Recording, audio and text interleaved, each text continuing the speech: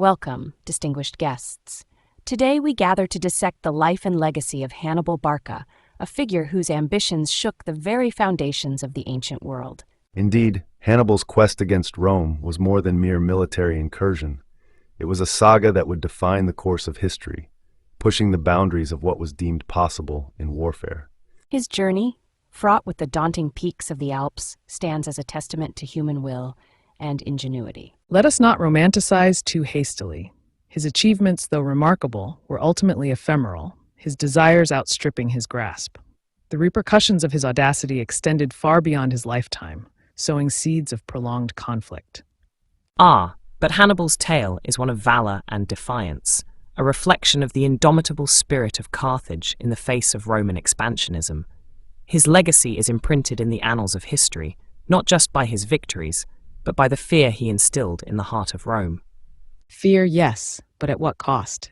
His endgame was flawed, his vision marred by an obsession with Rome's destruction that led only to Carthage's downfall.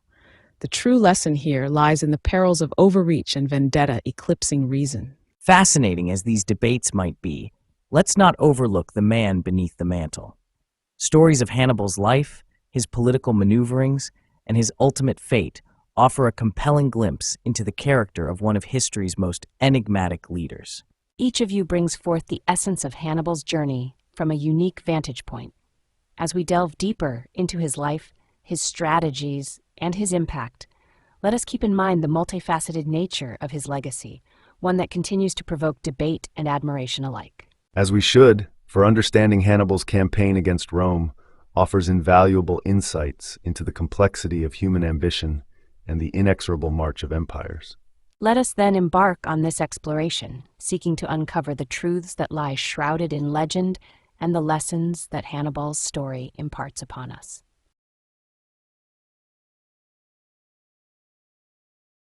Let us plunge into the heart of our discussion, the early life of Hannibal Barca and the silent whispers of war that cradled his childhood.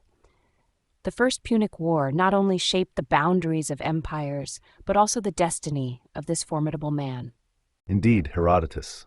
The outcome of the First Punic War laid a heavy yoke on Carthage, a yoke under which Hannibal was born and raised. One must understand the geopolitical chessboard of that time. Carthage, weakened and humiliated, thirsted for retribution.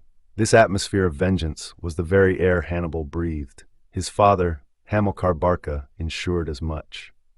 And let us not overlook the power of an oath, taken by a young heart by the fireside of his father's ambition. This was no mere boyhood promise, but a sacred vow to an eternal enemy, Rome. This tale of Hannibal's oath is emblematic of the moral and patriotic fervor that would drive him throughout his life. Such stories are the bedrock of a nation's history, teaching us about the unyielding spirit of those who seek to defend their homeland. But Livy, while the moralistic coloring of Hannibal's upbringing suits the narrative, one must not drift too far into romanticism. It's the calculated political strategy, the grooming of Hannibal as a figure of retribution, and the utilitarian approach Carthage adopted in response to Rome's aggression that truly defined his early life. Romanticism, Polybius. I speak of the virtues that drive men to greatness. The spirit of Hannibal's oath transcends mere strategic planning. It speaks to the core of human resolve against oppression, a theme as relevant in our age as it was in his.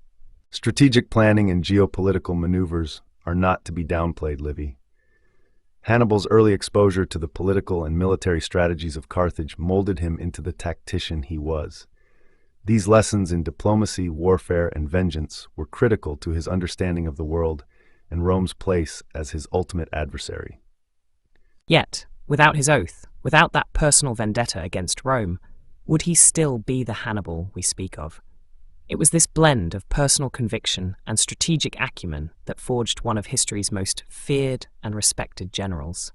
It seems then that Hannibal's path was carved by both the stark realities of politics and the deep moralistic undercurrents of his society, a potent combination that created a leader both feared and revered across the annals of history. His life is a testament to the complexities of human nature and the inexorable march of empires toward conflict. Precisely, Herodotus. And it's crucial for us to recognize the duality of Hannibal's inception as both a pawn and a player in the grand scheme of Carthaginian strategy against Rome. His early life is a mirror reflecting the eternal struggles of power, revenge, and destiny. And let us not forget the role of narrative, of the stories we tell about heroes and villains. Hannibal's story, especially his legendary oath, continues to echo through time, reminding us of the enduring power of personal conviction in the face of overwhelming odds. A powerful note to conclude on. The tale of Hannibal's early life is indeed a complex weave of geopolitical intrigue and personal vendetta, a narrative that continues to fascinate us centuries later.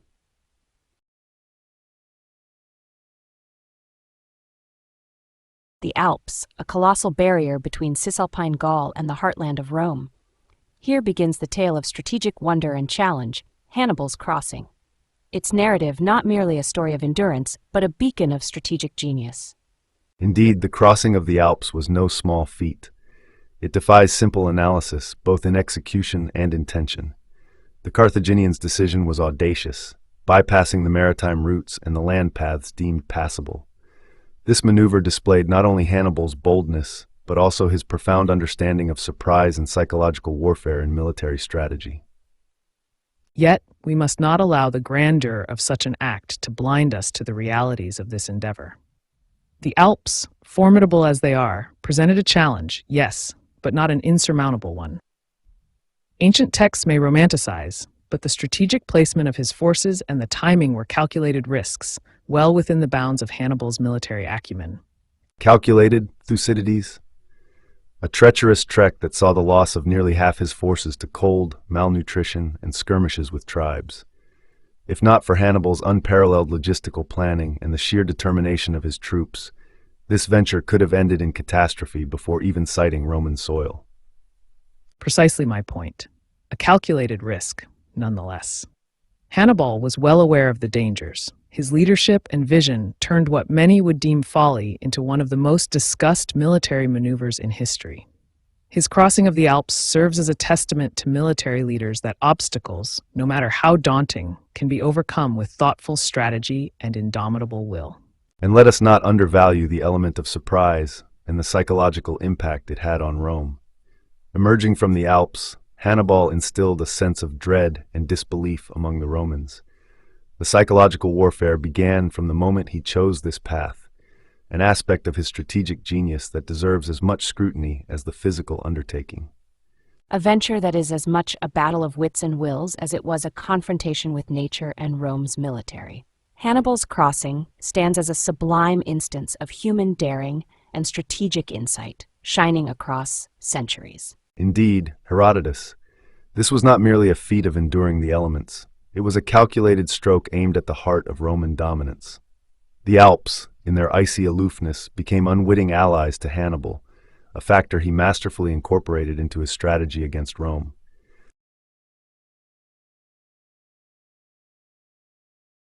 Let us now delve into Hannibal's innovative tactics, which perplexed the mighty legions of Rome.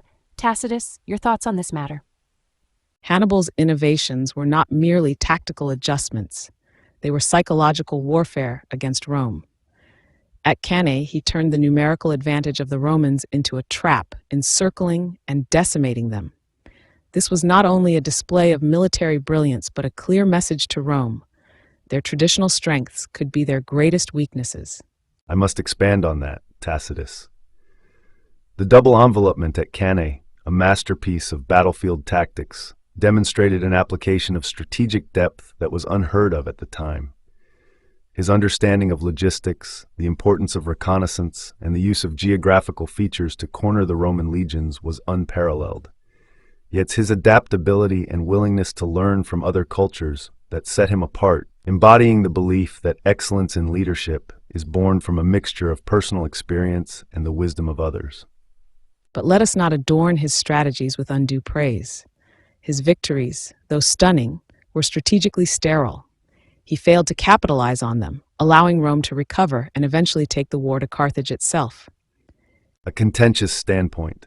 His battles, especially Lake Trasimene and Cannae, were studied by military strategists for centuries. To dismiss his legacy based on his ultimate failure is to overlook the impact of his tactics, which reshaped military thinking. The Roman military reforms post-Cannae, which led to their eventual dominance over the Mediterranean, were a direct consequence of Hannibal's campaigns. It's true, his shadow looms large over history, influencing not only military leaders but the course of civilizations. Tacitus, you seem inclined to view Hannibal's tactics through a narrower lens. On the contrary, I recognize Hannibal's talent for war. However, I argue that his inability to translate battlefield successes into strategic victories underscored a critical flaw. Brilliance in tactics does not guarantee political success. Rome's resilience, its ability to raise new armies and to adapt, were underappreciated by Hannibal. Yet one cannot ignore the fear he instilled, which led to Roman reforms. One might argue that without Hannibal, Rome might not have turned into the colossal empire we recognize. His indirect contribution to Rome's military and political resilience in adversity is undeniable.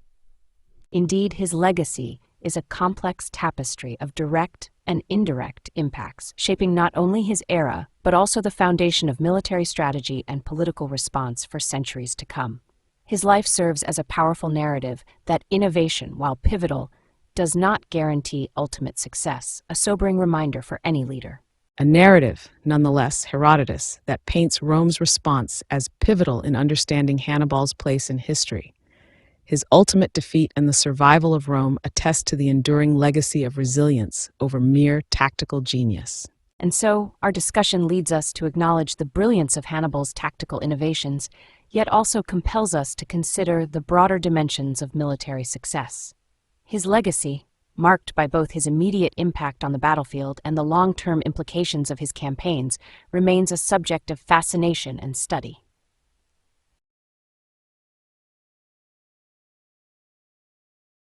Let us now delve into the political dynamics within Carthage during Hannibal's campaigns. The struggle was not only against Rome but also against internal strife, was it not? Indeed, Hannibal's challenges were manifold, and his political acumen was as crucial as his military genius. He managed not just armies, but the fierce arena of Carthaginian politics. His life in Carthage, post his Roman campaigns, was fraught with intrigue. Senators wary of his power schemed relentlessly, a web of deception as complex as any Roman plot against him. A semblance of truth, Suetonius, though embroidered with your usual flair for the dramatic. The heart of the matter is that Hannibal's brilliance on the battlefield could not shield him from the vipers and vermin of political machinations. His own people, whom he fought to protect, turned against him. In this, we see the eternal truth. Power breeds paranoia, and success outside does not guarantee safety within. Both of you glide over crucial details. The political dynamics in Carthage were not merely a backdrop to Hannibal's story. They were a pivotal factor in the successes and failures of his campaigns. His inability to secure the necessary resources from Carthage stemmed from a deeply divided political structure, where the Barcid faction was often at odds with the aristocracy. This internal division severely hampered his campaigns, a strategic misstep that made his military genius less effective than it might have been. Polybius, while you wax lyrical about political divisions, do not overlook the human element in Hannibal's narrative. His return to Carthage was not a simple political maneuver, but a journey fraught with personal peril. He navigated the treacherous waters of Carthaginian politics with the same dexterity he employed in eluding Roman legions. Suetonius, your penchant for the melodramatic notwithstanding, there's merit in your words. Hannibal's endurance amidst the serpents of Carthage's political elite speaks to a resilience rivaling his military expeditions. Yet his downfall underscores a critical lesson. Outside victories cannot compensate for internal weakness. Hannibal's story is a testament to this truth, a Roman clef encoding the inevitable downfall of those who neglect the home front in pursuit of external conquests. What we observe, then, is the paramount importance of unity within Carthage's political spheres, a unity that was conspicuously absent. It seems Hannibal fought not just against Rome, but against the shadows within his city. Precisely. And let's not forget the institutions of Carthage itself, which were not as conducive to swift military decision-making as those of Rome. The Carthaginian Senate's slow response to Hannibal's requests for reinforcements and supplies spoke volumes of the bureaucratic quagmire that bogged down Carthaginian strategy. Thus, one could argue that Hannibal's mightiest adversary was not Scipio nor the Roman legions, but Carthage's own political inertia. In this internal struggle, even the greatest general history has ever seen could not emerge victorious. In a way, Hannibal's story is a cautionary tale of a hero battling on two fronts, the evident external and the insidious internal. Carthage's political dynamics, its internal discord and indecision, were as much a part of his downfall as any battle lost to Rome.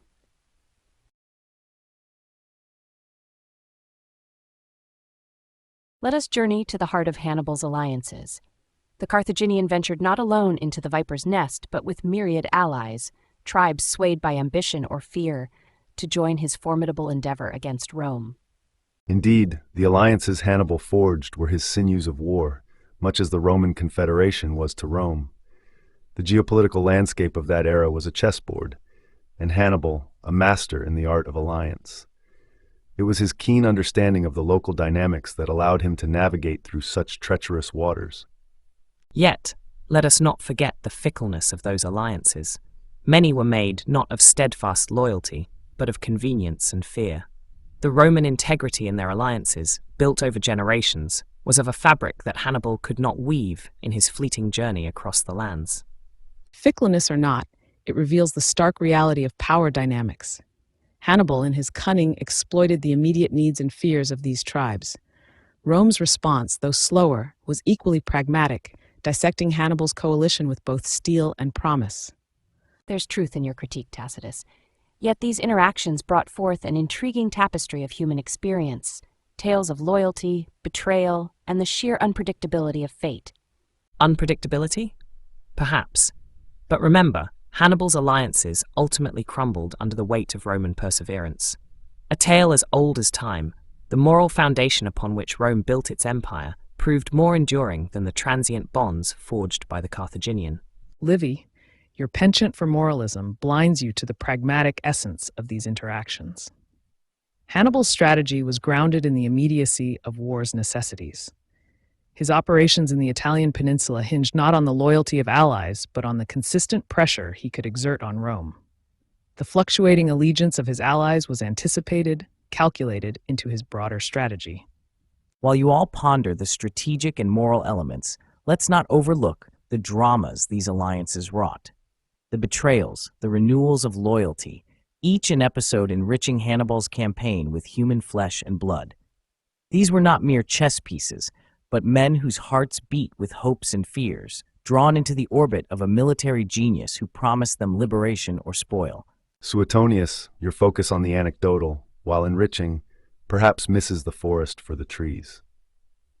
The primary inquiry should be on how these alliances impacted the strategic outcome of the war. Hannibal's reliance on such volatile components was a gamble that, while it brought him to the gates of Rome, ultimately failed to deliver victory. And in that failure, a lesson. Power, when built on the shifting sands of opportunistic alliances, holds an inherent weakness. Rome's eventual dominance was not merely a testament to its military or diplomatic prowess, but its ability to construct alliances that endured beyond the immediacy of conflict, a stark contrast to Hannibal's ephemeral coalition.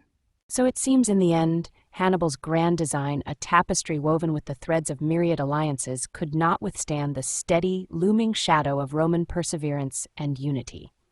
A fascinating exploration, indeed.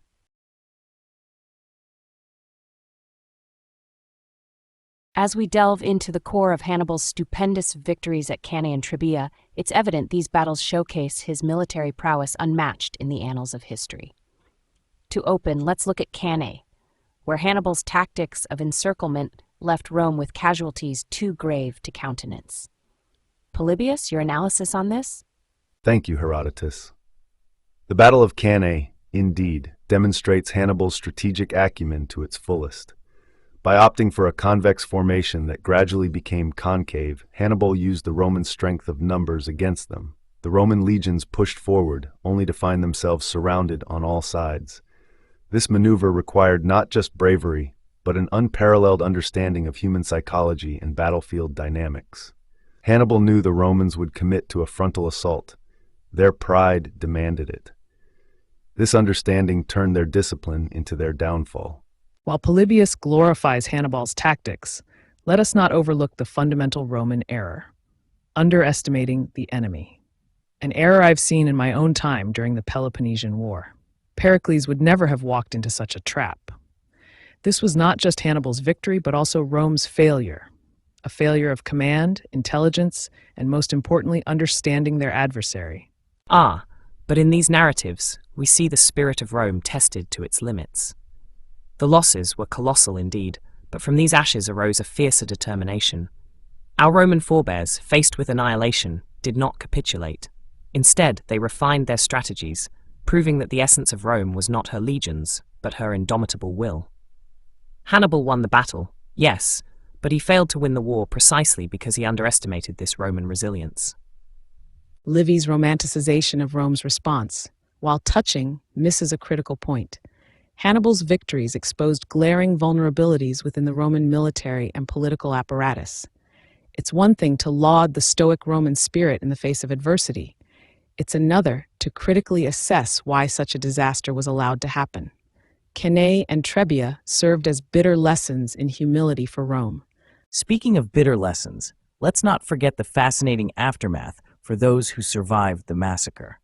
Stories of Roman nobles so distraught and dishonored by the defeat, taking their own lives rather than returning to Rome. And what of Hannibal? A brilliant tactician, yet his reluctance to march on Rome after Cannae remains one of history's great enigmas. Was it logistical prudence or a misjudgment?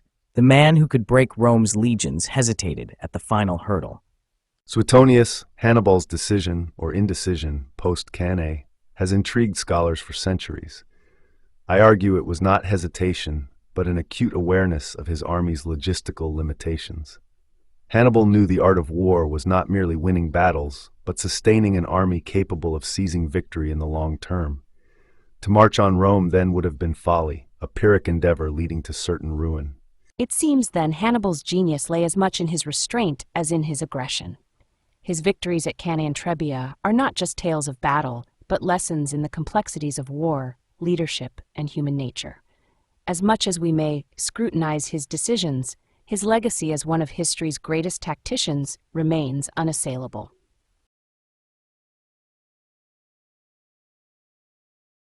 We now turn our gaze to the quarry that eludes many hunters: why Hannibal, with all his cunning, could not clinch a conclusive victory against Rome.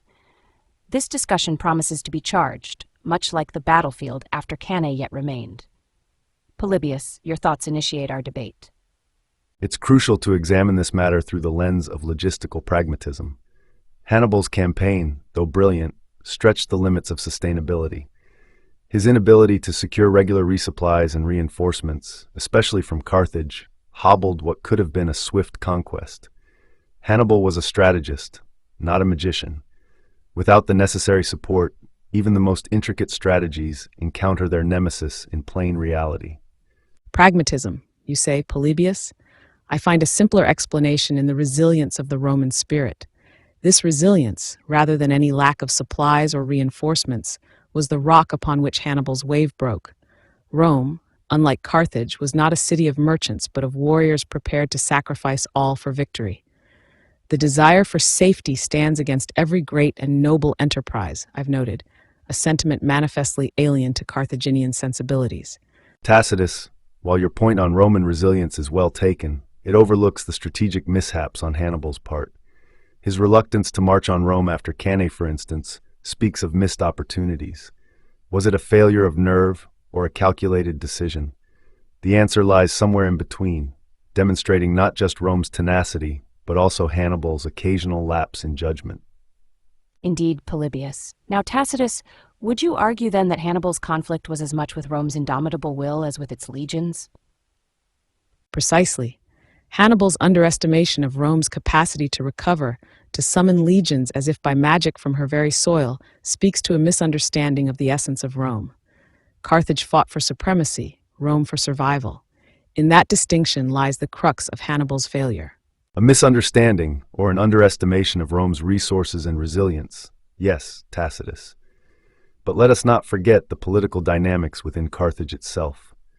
Hannibal's campaign was a masterpiece of military art, yet it operated within a context where support from his homeland was inconsistent, governed by the whims of a divided political elite more invested in commerce than conquest. A divided homeland indeed, Polybius. The lack of unity and purpose between Hannibal's battlefield endeavors and the political machinations in Carthage starkly contrasts with Rome's singular dedication to victory. This disparity, in the end, tilted the scales towards Rome, would you all agree? Agreement is a rare bird in this discussion, Herodotus. Yet on this I yield. Hannibal's brilliance could not compensate for Carthage's divided heart. Rome's unity of purpose, even in the face of disaster, was a weapon no tactics could outmaneuver. Unity of purpose, indeed. Rome's relentless pursuit of victory, fueled by a combination of strategic ingenuity and an inexhaustible well of manpower, ultimately outpaced Hannibal's strategic calculations. This is not merely the tale of one man's failure, but a testimony to the collective resolve of a state bent on survival. And so, we uncover the layers of Hannibal's struggle, not through lack of genius, but through a complex interplay of internal discord, underestimation of the adversary's resilience, and missed opportunities. A narrative as intricate as the strategies employed on the battlefield. Thank you, Polybius and Tacitus, for untangling these threads with such clarity and insight.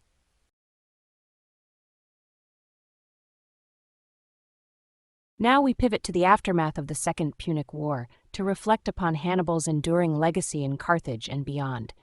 His impact on both his homeland and his adversaries is unmatched. Hannibal's campaign against Rome left an indelible mark not only in the annals of military history, but also in the collective psyche of both Carthage and Rome. As I have written, from the day he came of age, Hannibal's spirit never slumbered as he sought Rome's downfall. His ambition stitched a narrative of defiance into Carthage's identity, a narrative that, albeit tragic, fostered a sense of patriotism that endured the sands of time. The lament for what could have been, a somber muse for the Carthaginian collective memory. While Livy waxes poetic about collective memory, let us not skim over the tangible, often overlooked facets of Hannibal's legacy. After Zama, his political career in Carthage, albeit short-lived due to Roman paranoia, showcased his exceptionalism not just as a general, but as a statesman. His reforms aimed to rectify the very rot that plagued Carthage's leadership, an endeavor that unfortunately was cut short as he was forced into exile. Such are the poignant ironies of history. And what of Rome, Livy? You speak of somber muses and patriotism, yet overlook the pragmatic outcome of Hannibal's endeavors. His legacy, particularly in Rome, goes beyond collective memory into the fabric of its military and political framework. Rome emerged from the Punic Wars not merely as a victor, but transformed, its military strategies refined and its political resolve hardened. This was the crucible in which the Roman Empire, that entity which would dominate the Mediterranean for centuries, was forged. Indeed, Tacitus, your point is most apt. It is in the analysis of military strategy and political maneuvering that we see Hannibal's true legacy. Even in defeat, Hannibal's strategies were studied and admired by future generations. His encirclements at Cannae, his crossing of the Alps, these are feats that would inform military thought and theory far beyond his own lifetime. It is a testament to his genius that even his enemies sought to learn from him, to prevent the rise of another Hannibal. Yet, let us not adorn our analysis with the veil of romanticism, Polybius. Hannibal, for all his military genius, left Carthage weakened, a shadow of its former self, teetering on the brink of destruction, which would come a century later. Rome's ascendance was but hastened by his actions, an outcome I doubt he'd have desired. There's bitter irony in the fact that Hannibal, in his quest to secure Carthage's dominance, ultimately paved the way for its downfall and Rome's rise. Yet, in his personal saga, his exile and eventual death by poison to avoid capture, there lies a narrative rich in resilience, dignity, and an unyielding spirit against subjugation. These themes resonate through the annals of history, captivating the imaginations of generations to come. Indeed, the complexity of Hannibal's legacy is undeniable. It weaves through the contrasting fabrics of victory and defeat, leaving an imprint that transcends the mere outcome of wars.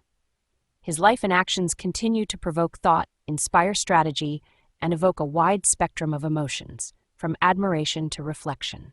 As we move forward, let us carry with us the nuanced understanding of Hannibal's impact, both as a warning and as a guide.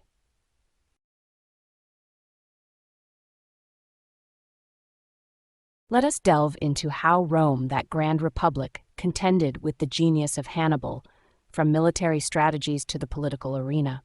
His presence was a tempest that reshaped Rome itself. Rome's response to Hannibal was nothing short of the embodiment of Roman virtue. Our ancestors showed an unyielding spirit, a patriotic fervor ignited by the dire threat at our gates. It was a trial by fire from which the Republic emerged tempered and fortified. The resilience and adaptability displayed were our true victory. Yet one must not romanticize the Roman response overly. The initial panic, the atrocious losses at Cannae, these were stark reminders of Rome's vulnerabilities. What you term virtue was often a desperate scramble to fill the ranks, to find leaders capable of countering Hannibal's wiles. It was not merely patriotism, but a brutal awakening to the reality of our existence hanging by a thread. Indeed, Tacitus, Rome's transformation was both military and political, out of sheer necessity. The adaptation of Roman legions, the strategic flexibility, and the embracement of Fabian tactics were significant. But let us not overlook the astute political maneuvers, aligning with former enemies, securing the loyalty of key allies, leveraging the very fabric of Roman society for the war effort. Hannibal's pressure catalyzed Rome's evolution into a more robust, more strategic power. One must appreciate the sober realism with which Rome eventually approached the conflict. The initial shock and subsequent losses to Hannibal forced a re-evaluation of military and political doctrines. This was not merely adaptation, but a fundamental transformation in the face of existential threat. Rome's response to Hannibal was a practical lesson in the art of survival, demonstrating a resilience that would define the empire for centuries. And let's not forget the intrigue and political machinations that unfolded within Rome itself. The Senate's deliberations, the populace's panic, and the leaders who rose and fell during this tumultuous period, these were as much a part of Rome's response to Hannibal as the battles themselves. This period was rife with stories of personal ambition, fear, courage, and sometimes sheer luck. True, but in those dark times, it was the emergence of figures like Scipio Africanus that symbolizes the Roman spirit, a beacon of hope and determination. His victories were not merely military, but symbolic, restoring faith in the Republic's destiny to rule. Scipio's success, however, should not overshadow the systemic changes Rome underwent. The real victory was Rome's capacity to learn from its defeats, to integrate those harsh lessons into its very sinews. The saga of Rome and Hannibal is thus a testament to human resilience and ingenuity in the face of a relentless foe. It speaks to the capacity for adaptation, for out of the crucible of conflict emerges the true mettle of civilizations.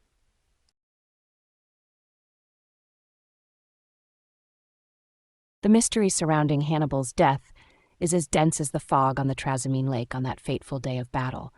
Does anyone dare to pierce it? I'll take that challenge. Hannibal, after years of eluding Roman vengeance, supposedly took his own life in Bithynia. "Let us relieve the Romans from their lingering fear," he's said to have declared, swallowing poison. But was it fear of capture or despair at seeing Carthage's decline? The truth, obscured by layers of Roman propaganda, might be forever out of our reach. Romanticized drivel, Suetonius. Hannibal's death was neither a poetic act nor shrouded in as much mystery. What it signifies is the inevitable downfall of those who challenge the might of Rome. His demise underscores a simple truth. Resistance against the predestined dominion of Rome is futile. The symbolic significance is stark. Hannibal, the specter that haunted Rome, fading into obscurity and defeat, is a testament to our imperial destiny. A grim perspective, Tacitus. Yet the lore and mystery surrounding Hannibal's end can't be dismissed so lightly.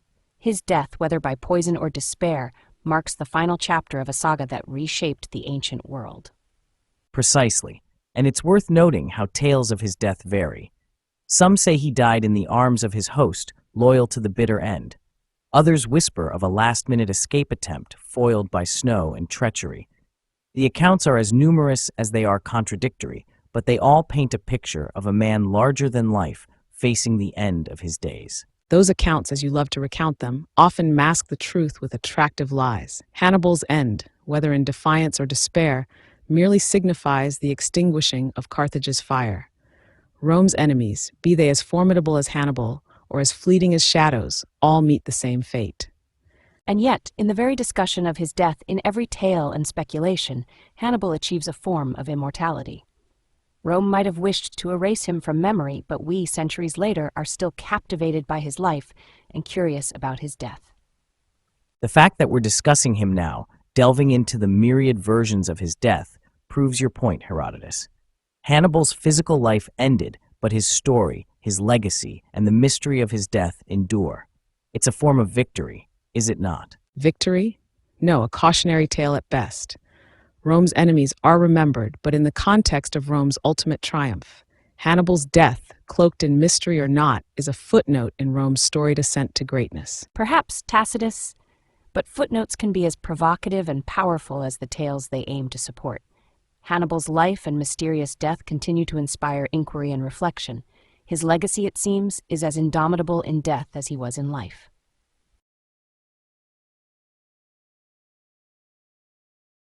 As we draw our discussion to a close, let's reflect on the imprint Hannibal left upon the sands of history.